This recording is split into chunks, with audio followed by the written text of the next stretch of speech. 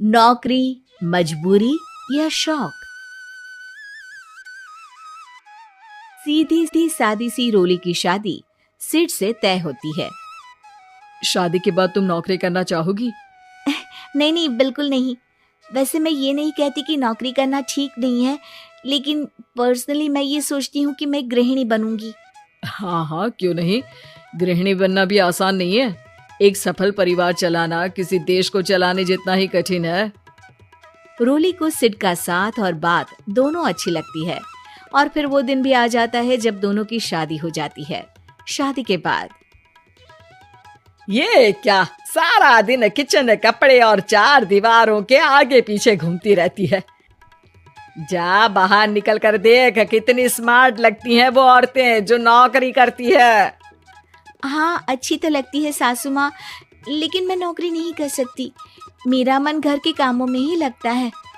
अरे मेरी बेटी तो कमाती है, अपने को फिट भी रखती है और सास को भी खूब शॉपिंग करवाती है।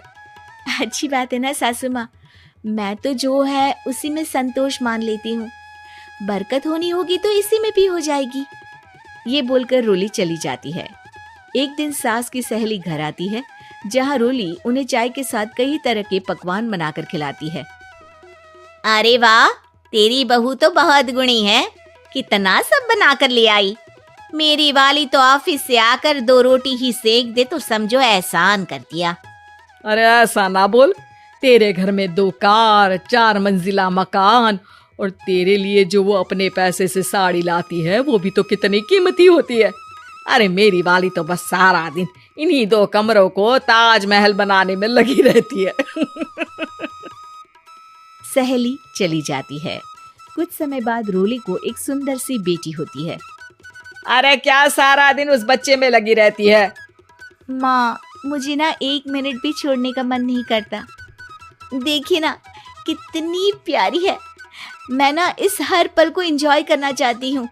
अरे हाँ हाँ, हमने भी बच्चे पाले हैं, हम भी जानते हैं कि कितने प्यारे होते हैं और अपने बच्चे को बढ़ता हुआ देखना कितना अच्छा लगता है। लेकिन एक दिन अचानक और रोली, एक बहुत बड़ी घटना हो गई।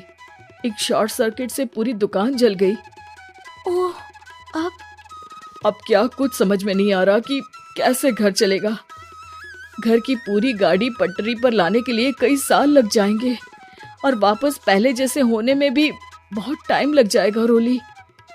रोली कुछ सोचती है, फिर अपने 3 महीने के बच्चे को देखती है और कहती है, आप कहे तो मैं नौकरी शुरू कर दूं?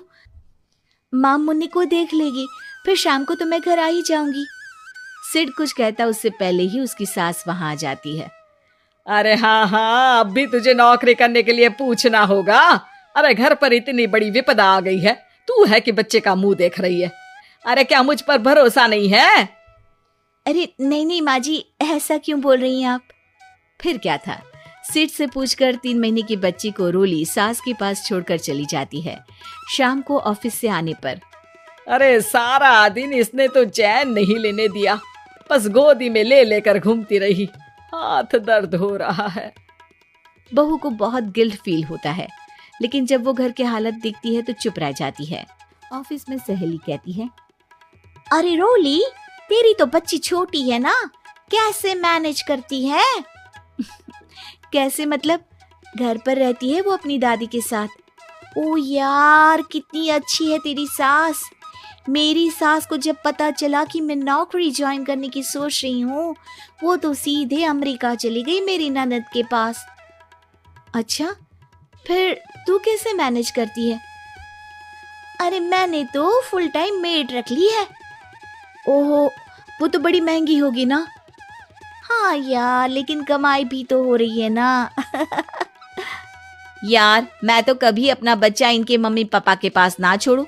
प्यार दुलार में खराब कर देते हैं ये दादा दादी बच्चे को। नहीं नहीं, मुझे अपनी सास पर पूरा विश्वास है। जो मेरे पति को इतनी अच्छी शिक्षा के साथ बड़ा कर सकती हैं, वो मेरी बच्ची को कभी नहीं बिगाड़ेगी। खैर, रोली की इस सोच से उलट पड़ोसियों के बीच हाथ में बच्ची पकड़े रोली की सास कहती है, अरे क्या बताऊं, सारा दिन बहू बाहर रहती है। पहले अपने बच्चे पालो, फिर बच्चों के बच्चे। अरे अपना जीवन तो कुछ रहा ही नहीं। अरे नहाने भी जाती हूँ ना तो इसे साथ रखती हूँ। कल को कहीं गिर गई या चोट लग गई तो बहू तो हमारी खाल उखाड़ लेगी ना।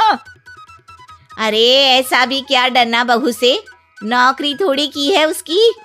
अब क्या बताऊं, पढ़ी लिखी लड़कियां हैं आजकल की। चलो चलती हूँ, सब्जी बनाने का वक्त हो गया है। बच्चे आएंगे तो खाना तो बना मिले। सास ये बोलकर वहां से चली जाती है कि तभी रोली ऑफिस से घर पहुंचती है। बाहर पड़ोसियों को देखकर, नमस्ते आंटी जी, कैसी हैं आप? अरे बहुत अच्छी हूँ, लेकिन तेरी किस्मत तो सबसे अच्छी है। क्या सास पाई है, मोती दान किए होंगे तूने। तेरा बच्चा भी देखती है, खाना भी बनाती है। बेचारी बहुत काम करती है तेरी सास। हाँ आंटी, सही बोल रही हैं आप। अब ऑफिस भी दूर है तो आने जाने में वक्त चला जाता है। खैर चलती हूँ। हाँ हाँ बेटा जाओ, गर्मा गर्म खाना खाओ। रोली घर आती है जहाँ सास एक बार फिर छोटी सी मुन्नी की शरारतें गिनाने में लग जाती है। अरे आज तो इसकी वजह से मुझे 2 बार कपड़े बदलने पड़े। बार बार पानी गिरा दे रही थी।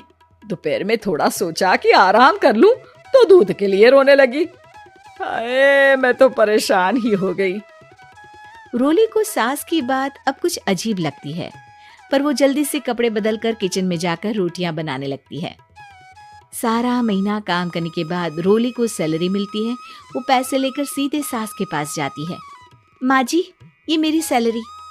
आपने हर कदम में इस घर का साथ दिया। मैं नौकरी करने के पक्ष में नहीं थी, मैं तो अपने बच्चे को बढ़ता देखना चाहती थी। मैं थोड़े में भी खुशी थी। कभी मैंने आपको किचन में पैर नहीं रखने दिया था। घर की मुसीबत नहीं आती तो मैं कभी इन जिम्मेदारियों को आप पर पड़ने नहीं देती। अब सास समझ चुकी थी कि उसकी गलती कहाँ है। हाथ में पैसे देकर कहती है, मैं पढ़ी लिखी नहीं थी तो पति ने भी कभी पैसे हाथ में नहीं रखे। बेटे ने भी गल्ला संभाला, लेकिन तूने मुझे समझा। ये मेरा सम्मान है कि एक बहू होकर तूने पूरी सैलरी मेरे हाथ में रखी बेटा।